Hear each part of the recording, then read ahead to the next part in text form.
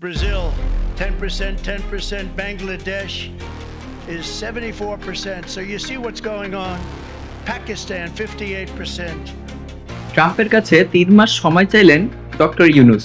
বাংলাদেশ থেকে রপ্তানি পণ্যের উপর আরোপিত পাল্টা শুল্ক কার্যকরের সিদ্ধান্ত 3 মাসের জন্য স্থগিত রাখার অনুরোধ জানিয়ে যুক্তরাষ্ট্রের প্রেসিডেন্ট ডোনাল্ড ট্রাম্পকে চিঠি পাঠিয়েছেন প্রধান উপদেষ্টা অধ্যাপক ডক্টর মোহাম্মদ ইউনূস। চিঠিতে বলা হয়, বাংলাদেশকে 3 মাস সময় দেওয়া হোক যাতে আমদানি বাড়িয়ে এবং শুল্ক কাঠামো সংস্কার করে একটি ভারসাম্যপূর্ণ বাণিজ্যিক সম্পর্ক গড়ে তোলা যায়। সোমবার প্রধান উপদেষ্টার প্রেস উইং থেকে এ তথ্য জানানো হয়। চিঠিতে ডক্টর ইউনূস বলেন, আপনার অভিষেকের পরপরই আমি আমার উচ্চ পর্যায়ের প্রতিনিধি পাঠিয়ে জানিয়েছি যে 17 কোটি মানুষের দ্রুত বর্ধনশীল বাজারে আমরা যুক্তরাষ্ট্রের পণ্য আমদানি উল্লেখযোগ্যভাবে বাড়াতে আগ্রহী।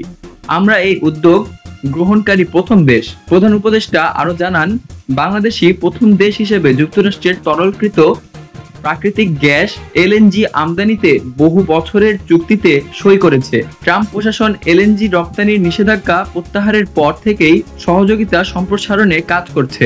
চিঠিতে উল্লেখ করা হয়, বাংলাদেশ সরকার ইতোমধ্যে যুক্তরাষ্ট্রের কৃষি পণ্য বিশেষ করে তুলা, গম, ভুট্টা এবং সয়াবিন আমদানি বাড়ানোর কার্যক্রম গ্রহণ করেছে, যা আমেরিকান কৃষকদের আয় এবং জীবিকার উপর ইতিবাচক প্রভাব ফেলবে।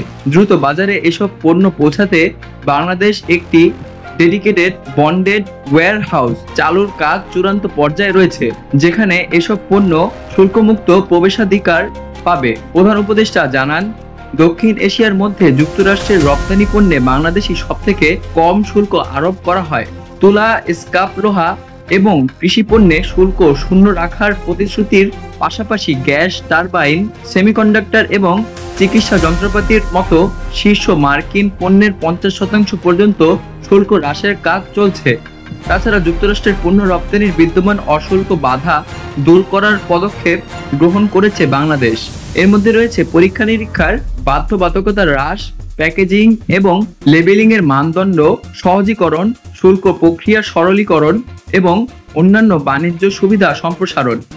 চিঠিতে আরো জানানো হয়, বাংলাদেশ ইতোমধ্যে দেশে মার্কিন ইন্টারনেট সেবাদাতা প্রতিষ্ঠান স্টারলিংক চালুর কার্যক্রম সম্পন্ন করেছে।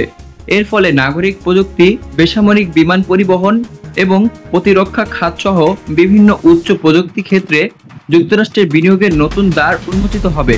অধ্যাপক ইউনূস আরো বলেন, আমরা আশা করি আগামী 3 মাসের মধ্যেই এসব উদ্যোগ বাস্তবায়ন সম্পন্ন হবে।